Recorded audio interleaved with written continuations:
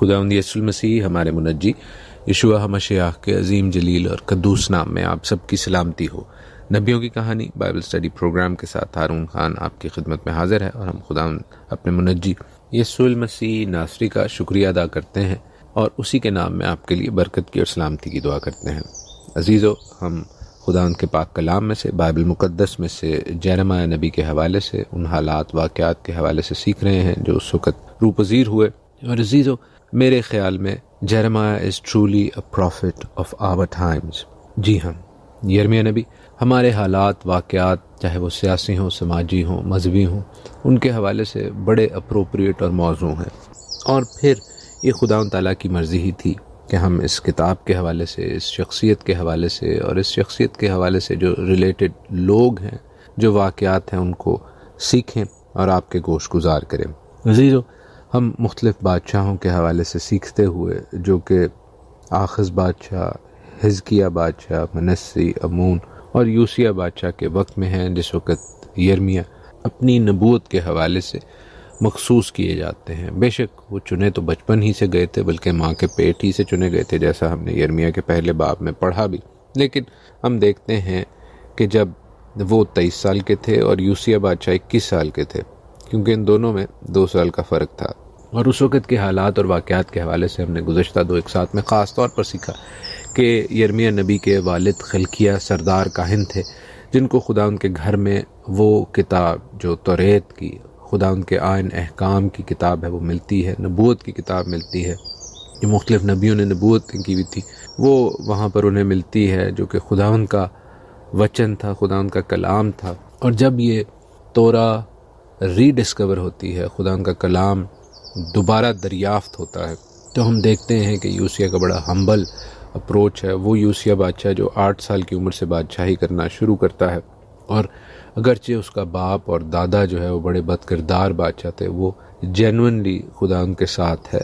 بے شک آہستہ آہستہ وہ خدا ان کے ساتھ بڑھا اور اس میں مضبوط ہوا ہے، لیکن اب یہ حالات ہیں کہ جب خدا ان کی توریت، خدا ان کی شریعت ری ڈسکور ہوتی ہے، دوبارہ ملتی ہے، تو وہ اس کو نہ صرف پڑھتا ہے بلکہ لوگوں کو بھی پڑھ کر سناتا ہے، لوگوں کو اس حوالے سے خدا ان کے ساتھ عہد میں قائم کرنے کی کوشش کرتا ہے، خدا ان کے آئین احکام کے مطابق، خدا ان کی مرضی اور منشا کے مطابق خداوند کی عید فصح مناتا ہے، اور ایسی شاندار عید فصح مناتا ہے جو کہ اس سے پہلے داؤد اور سلیمان بادشاہ کے دور میں بھی نہیں ہوئی تھی۔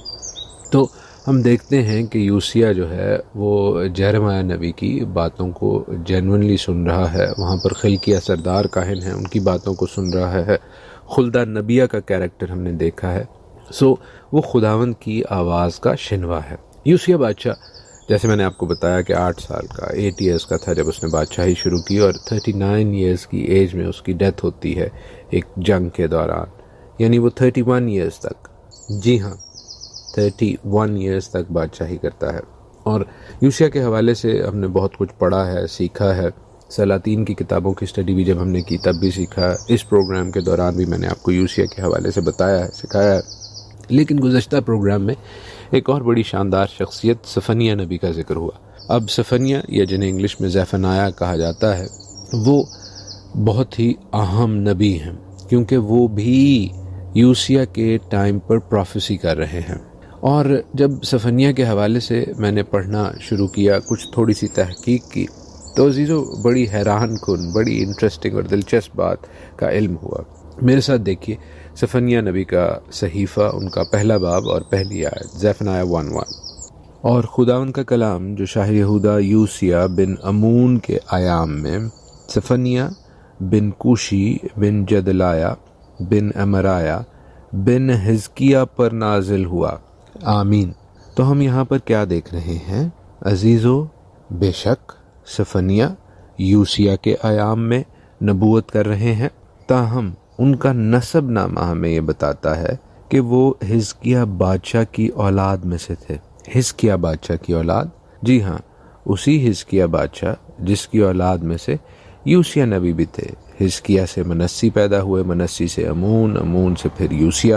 لیکن حزقیہ بادشاہ کی اور بیویاں بھی تھیں، جن سے بعد میں ہم دیکھتے ہیں کہ امرایہ، جدلایہ اور پھر صفنیہ پیدا ہوئے، یعنی یوسیہ اور سفنیا ایک بادشاہ ہے اور ایک نبی ہے، دونوں کزنز تھے آپس میں، they were cousin brothers۔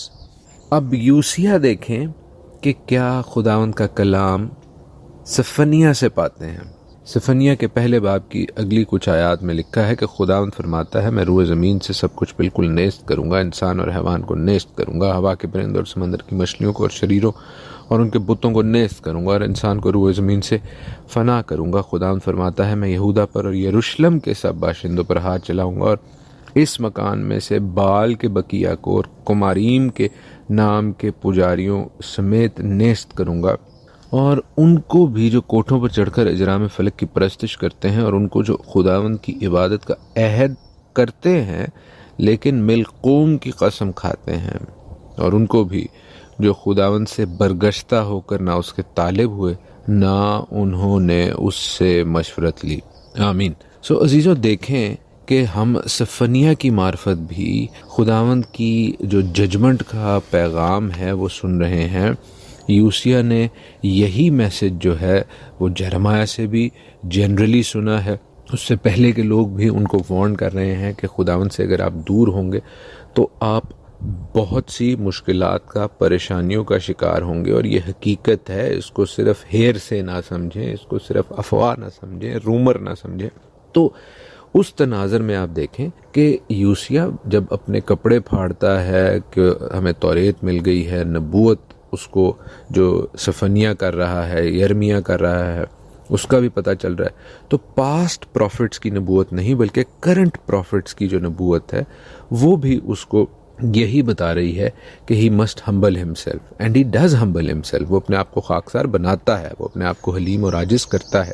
اسی وجہ سے خداوند ہمیں یہ کہتے ہوئے دکھائی دیتے ہیں کہ میں تیری حفاظت کروں گا۔ جرمیہ 1، جی ہاں، یرمیہ کے پہلے باب کی آخری کچھ آیات اگر ہم پڑھیں تو ہمیں پتہ چلتا ہے کہ خداوند کہتے ہیں بے شک مشکلات آئیں گی لیکن اے یوسیہ میں تمہارے ساتھ ہوں۔ تو مشکلات آنا ایک ریالٹی ہے، لیکن خداوند کا ساتھ ہونا اس سے بڑی ریالٹی ہے۔ یہ میرے آپ کے لیے بڑی تسلی کا باعث ہے۔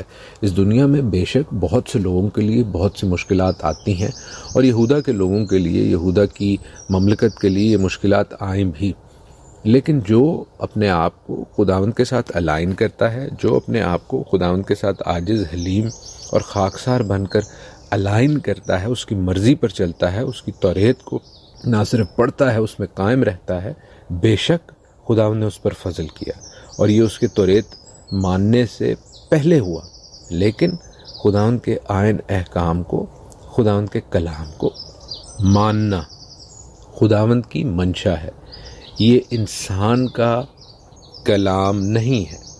عزیزو، میں یہ بات کلیئر کرتا چلوں کہ ہمارے اعمال سے نہیں بلکہ ہم ایمان سے جیتے ہیں، لیکن ایمان لا کر کیا ہم اپنے اعمال کو مردہ کر دیں، ان کو ترک کر دیں؟ نہیں، بلکہ خداوند کا کلام ہمیں کہتا ہے ایمان بغیر اعمال کے مردہ ہے۔ تو اگر خداوند نے ہمیں زندگی بخشی ہے، فضل کیا ہے، ہمیں اپنے بیٹے کے لہو کی معرفت، آزادی، مخلصی، رہائی، نجات بخشی ہے، تو ہم اپنے ایمان کو کامل کریں اور خداوند کے کلام کو، خداوند کی مرضی کو، خداوند کی آواز کو فرمانبرداری سے، خاکساری سے سنیں اور اس میں چلنے کی کوشش کریں۔ کیونکہ اگر ہم سفنیا کے پہلے باب کی 7ویں سے 10ویں آیات پڑھیں تو ہمیں بڑی ایک خاص چیز نظر آتی ہے جو میں آپ کے ساتھ شیئر کرنا چاہتا ہوں۔ لکھا ہے کہ تم خداوند خدا کے حضور خاموش رہو، کیونکہ خداوند کا دن نزدیک ہے اور اس نے ذبیحہ تیار کیا ہے اور اپنے مہمانوں کو مخصوص کیا ہے۔ اور خداوند کے ذبیحہ کے دن یوں ہوگا کہ میں امراء اور شہزادوں اور ان سب کو جو اجنبیوں کی پوشاک پہنتے ہیں سزا دوں گا۔ اجنبیوں کی پوشاک، what is this foreign attire, what is this strange attire? عزیزوں، میرے لیے یہ بہت حیران کن بات ہے کہ خداوند کا کلام ہمیں اس فارن اٹائر کے حوالے سے بہت تفصیل سے بتاتا ہے۔ جی ہاں، نئے عہد نامے میں سے، برت حادثہ میں سے، جو کہ در حقیقت رینیوڈ کوننٹ ہے۔ دیر از نتھنگ نیو۔ دراصل نیا عہد نامہ نیو ٹیسٹمنٹ از اولڈ ٹیسٹمنٹ ریویلڈ. وہ پرانے عہد نامے کو تفصیلاً کھول کھول کے بتاتا ہے. اور اگر ہم متی کی انجیل اس کے 22ویں باب میں جائیں تو خداوند یسوع المسیح کی معرفت ہم یہ خوبصورت شادی کی ضیافت کی تمثیل سنتے ہیں. میتھیو 22. اور یسوع پھر ان سے تمثیلوں میں کہنے لگا کہ آسمان کی بادشاہی اس بادشاہ کی مانند ہے جس نے اپنے بیٹے کی شادی کی اور اپنے نوکروں کو بلا بھیجا کہ بلائے ہوں کو شادی میں بلا لائیں، مگر انہوں نے آنا نہ چاہا. سو دیر از دس بگ ویڈنگ فیسٹ. اور آپ نے اس کے مختلف سرمن سنے ہوں گے، لیکن میں آپ کی توجہ اس خاص آیت کی جانب کرانا چاہتا ہوں جہاں 9 سے 12ویں آیت میں ہمیں اسٹرینج اٹائر کے حوالے سے، اس فورن اٹائر کے حوالے سے، اس پوشاک کے حوالے سے جو شادی کی پوشاک نہیں ہے اس کا پتہ چلتا ہے. لکھا ہے کہ جب بادشاہ مہمانوں کو دیکھنے اندر آیا تو اس نے وہاں ایک آدمی کو دیکھا جو شادی کے لباس میں نہ تھا، اور اس نے اس سے کہا میاں تو شادی کی پوشاک پہنے بغیر یہاں کیوں کر آ گیا؟ لیکن اس کا منہ بند ہو گیا. اس پر بادشاہ نے خادموں سے کہا اس کے ہاتھ پاؤں باندھ کر باہر اندھیرے میں ڈال دو، وہاں رونا اور دانت پیسنا ہوگا، کیونکہ بلائے ہوئے تو بہت ہیں مگر برگزیدہ تھوڑے. عزیزو، یہاں پر بھی ہمیں فورن اٹائر، ایسی پوشاک نظر آتی ہے جو موضوع نہیں تھی. اور یہی بات ہمیں سمجھنے کی ضرورت ہے، کیونکہ اگر ہم اس حوالے سے تحقیق کریں، تفتیش کریں، تو ہمیں پتہ چلتا ہے کہ جب بادشاہ اپنے بچوں کی شادیاں کراتے تھے یا جو شاہی شادیاں ہوتی تھیں، تو آپ جانتے ہیں کہ ایک مملکت میں بہت سے لوگ ہوتے ہیں، پور کلاس ہوتی ہے، مڈل کلاس ہوتی ہے، اپر کلاس ہوتی ہے، لیکن بادشاہ ان شادیوں میں آنے والوں کے لیے خاص لباس کا انتظام کیا کرتے تھے. خاص لباس جو شادی کا لباس کہلاتا ہے، تاکہ ہر کوئی اس شادی کے حوالے سے موزوں نظر آئے، اپروپریٹ نظر آئے. اور بادشاہ شادی سے پہلے یہ لباس تمام امراء اور غرباء میں تقسیم کرتے تھے تاکہ وہ ایک جیسے نظر آئیں، تاکہ وہ اسٹرینج نظر نہ آئے، تاکہ وہ اجنبی نظر نہ آئے، وہ اس شادی کے حوالے سے اپروپریٹ موضوع اور بلائے ہوئے نظر آئیں. عزیزو، جس طرح صفنیہ کی کتاب میں ہم دیکھتے ہیں کہ بادشاہ اور امراء اور ایسے لوگ تھے جو اجنبی پوشاک میں تھے، وہ جو خداوند کی مرضی کی نہیں ہے، وہ جو خداوند کی منشا کی نہیں ہے، وہ جو اپروپریٹ نہیں ہے، وہ جو موضوع نہیں ہے. تو عزیزو، اس کی تشریح خداوند یسوع المسیح ہمیں متی کی انجیل 22ویں باب میں کرتے دکھائی دے رہے ہیں. جی ہاں، we need to have the wedding garment according to the king's will. ہماری مرضی کی نہیں بلکہ بادشاہ کی، خداوند کی مرضی کی پوشاک پہننی ہے. اور اس کی مرضی کیا ہے؟ اس کی مرضی اس کا کلام ہے. بے شک ہم خداوند یسوع المسیح کی راست بازی کو پہنتے ہیں، اپنی راست بازی میں نہیں، خداوند یسوع المسیح کی راست بازی میں جاتے ہیں.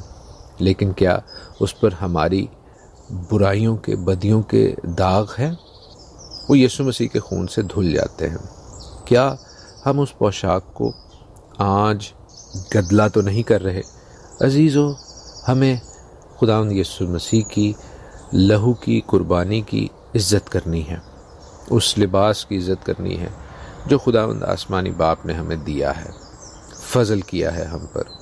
ہم اپنی مرضی کے مطابق نہیں بلکہ خداوند باپ کی مرضی اور کلام پر چلتے ہوئے اس کے بیٹے کی شادی کی ضیافت میں جا سکتے ہیں. خداوند یسوع مسیح کا لہو ہمیں پاک کرتا ہے، ہمارا بلاوا ہے، ہماری بلاہٹ ہے اس شادی کی ضیافت میں.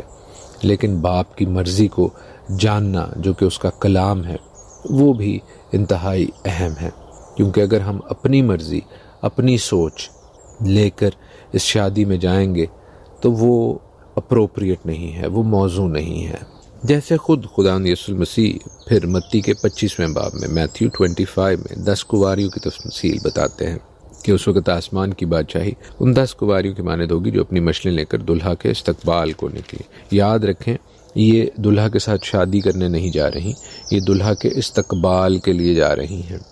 جو دلہا آئے گا وہ 5 کنواریوں سے شادی نہیں کرے گا. دیز آر جسٹ انوائٹیز، یہ اس کی شادی میں مدعو ہیں لیکن تیار نہیں ہیں. اگر تیار نہیں ہوں گی تو ہم دیکھتے ہیں کہ وہ 5 جو تیار نہیں تھیں، جنہیں بے وقوف کہا گیا ہے، وہ خدا ان کے کلام سے، خدا ان کی پاک روح سے خالی تھیں۔ ان کی مشنوں میں تو تیل تھا جو کہ وقتی تھا، لیکن ان کی کپیوں میں تیل نہیں تھا۔ عزیزو، وہ 5 جو عقل مند تھیں، ان کی کپیوں میں بھی تیل تھا، خدا ان کا کلام تھا، خدا ان کی پاک روح سے وہ لیس تھیں۔ وہ دلہا کے ساتھ شادی کے جشن میں اندر چلی گئی۔ میں یہاں پر یہ بات کلیئر کر دوں کہ وہ شادی کے جشن میں گئیں، وہ شادی کرنے نہیں گئیں، یہ بات ذہن میں رہے۔ تاہم جو بات مزید فوکس کرنے کی، مزید ہمارے غور کرنے کی ہے، وہ یہ ہے کہ جو 5 قواریاں بیوقوف کہی گئی ہیں، وہ اس لیے بیوقوف کہی گئی ہیں کہ ان کی مشعلوں میں تیل نہیں تھا، ان کے پاس پاک کلام کی روشنی نہیں تھی۔ کیونکہ جب وہ خداوند خدا سے کہتی ہیں کہ اے خداوند ہمارے لیے دروازہ کھول دے، تو وہ جواب میں ان سے کہتا ہے، میں تم سے سچ کہتا ہوں، میں تم کو نہیں جانتا۔ کیوں خداوند نے یہ ڈیمنگ ورڈکٹ دیا؟ اس لیے کہ انہوں نے خداوند کی مرضی کو، خداوند کے کلام کو جاننے کی کوشش نہیں کی، بلکہ اس کے حوالے سے حجت کی۔ عزیزو، آئیں اپنے دلوں کو خاکسار کریں، خداوند کے حضور عاجزی حلیمی سے اس کی آواز کو، اس کی مرضی کو، اس کے کلام کو جاننے کی اور اس کے مطابق اپنی زندگیوں کو ڈھالنے کی کوشش کریں، تاکہ ہم بلائے ہوئے بھی ہوں اور برگزیدہ بھی۔ God bless you all.